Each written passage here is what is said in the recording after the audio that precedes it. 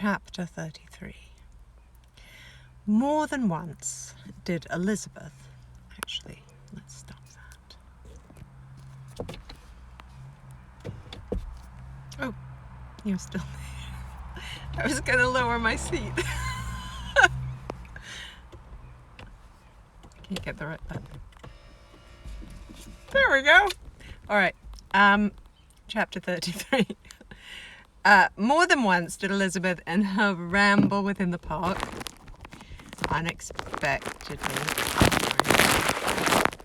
I have to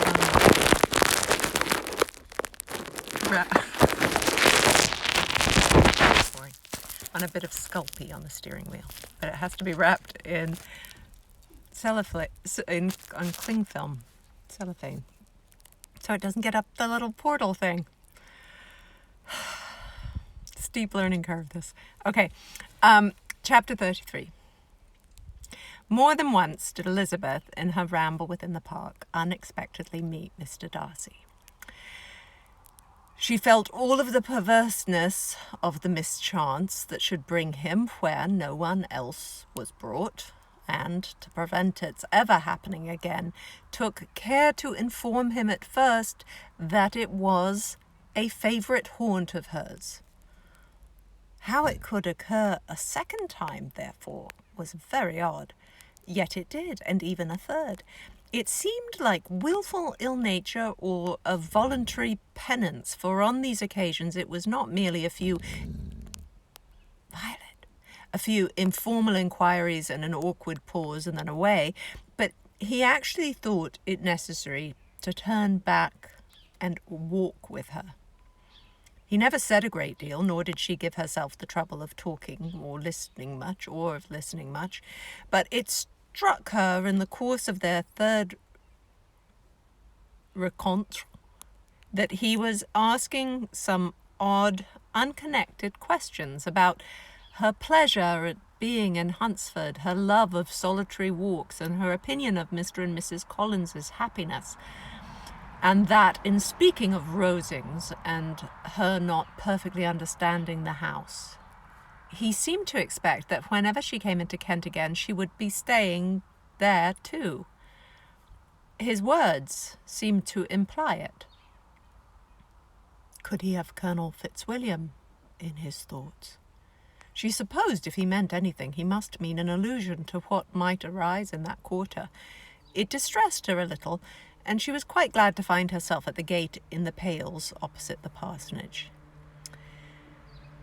She was engaged one day as she walked in perusing Jane's last letter and dwelling on some passages which proved that Jane had not written in spirits, when, instead of being again surprised by Mr. Darcy, she saw on looking up that Colonel Fitzwilliam was meeting her.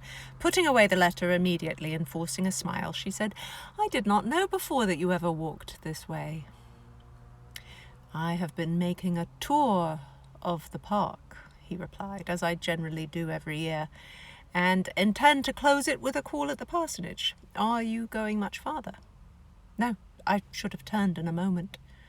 And accordingly she did turn, and they walked towards the parsonage together. "Do you certainly leave Kent on Saturday?" said she. "Yes, if Darcy does not put it off again. But I'm at his disposal. He arranges the business just as he pleases. And if not able to please himself in the arrangement, he has at least the pleasure in the great power of choice. I do not know anybody who seems more to enjoy the power of doing what he likes than Mr. Darcy."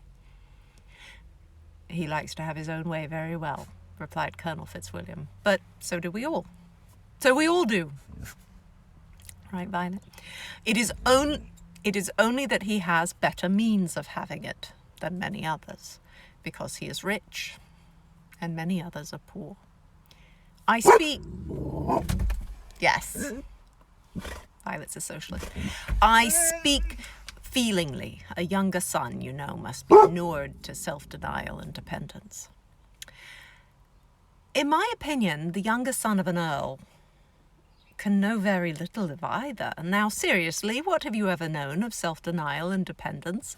When have you been prevented by want of money from going wherever you chose? or procuring anything you had a fancy for? These are home questions, and perhaps I cannot say that I have experienced many hardships of that nature. But in matters of greater weight, I may suffer from want of money. Younger sons cannot marry where they like, unless where they like women of fortune, which I think they very often do. Our habits of expense make us too dependent, and there are not many in my rank of life who can afford to marry without some attention to money. Is this, thought Elizabeth, meant for me? And she coloured, shh, baby. And she Violet. And she coloured at the idea. But recovering herself, said in a lively tone, "And pray, what is the usual price of an earl's younger son? Unless the elder brother is very sickly, I suppose you would not..." What? What is it?